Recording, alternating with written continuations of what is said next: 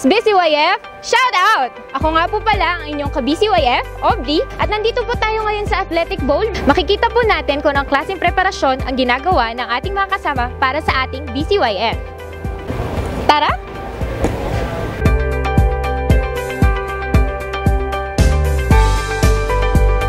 Excuse me, ate.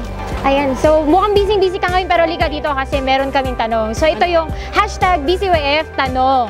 So anong klaseng paghahanda yung ginawa mo para sa ating BCYF? Ayan, nag-pray ako. Tapos inisip ko yung mga prospects na iimbitan ko dito sa Baguio City Youth Fest. Tapos nag-post ako sa Facebook. Ginawa kong cover photo ang BCYF hashtag. And yun, tinawagan ko sila. Wow, grabe. Matinding-matindi pala yung paghahanda mo. So, kumusta naman kaya kay ka-BCYF Novi? Okay, thank you so much ka-BCYF Aubrey. Andito din tayo sa stage ng Athletic Bowl. So, kasama natin si Ate Jess dito. So, magtatanong ako ng isang katanungan lang, no? So, ano yung na-expect mo dito sa BCYF? Ang ina-expect ko sa BCYF ay malaki, magkakaisa lahat ng mga Kristiyano, mga kabataan para sa pagbabago ng ating bayan at sa pagbabago din ng Baguio City. Ayan, so maraming buhay ang mababago at magagamit pa ni Lord more and more. Ayan lang po. So, thank you so much, Jess. So, madami pa kayong maaabangan dito mga ka-BCYF, so stay tuned. And yes, nandito ulit tayo sa BCYF. Shout out at ako ang ka-BCYF na si April at kasama ko si ka-BCYF na Shaira.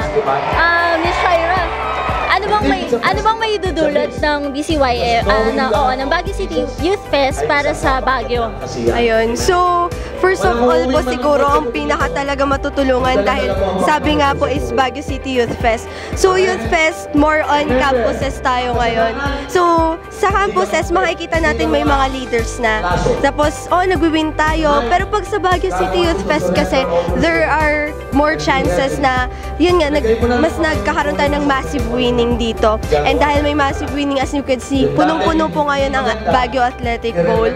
And yun nga po, mas maraming souls ang mawiwin po natin dito. Mas maraming makakakilala kay Lord. And most importantly, kasama po natin si Bishop Oriel dito. Kaya sobrang laki rin po ng opportunity ng Baguio City Youth Fest na mas makawin ng mga youth, lalong-lalo para kay Lord. Dahil sabi nga ni Jose Rizal, the youth are the hope of the nation po. Yun po, ate. Ayun, wow! So, massive winning, no? Mga ka-BCYF, kaya join na tayo ulit sa BCYF. Mga ka-BCYF, gano'n kayo kasaya sa BCYF, sa Youth Fest? 10 po, 10. Gano'n kayo kasaya ang BCYF? Super. Wala na nga akong boses eh. Wow!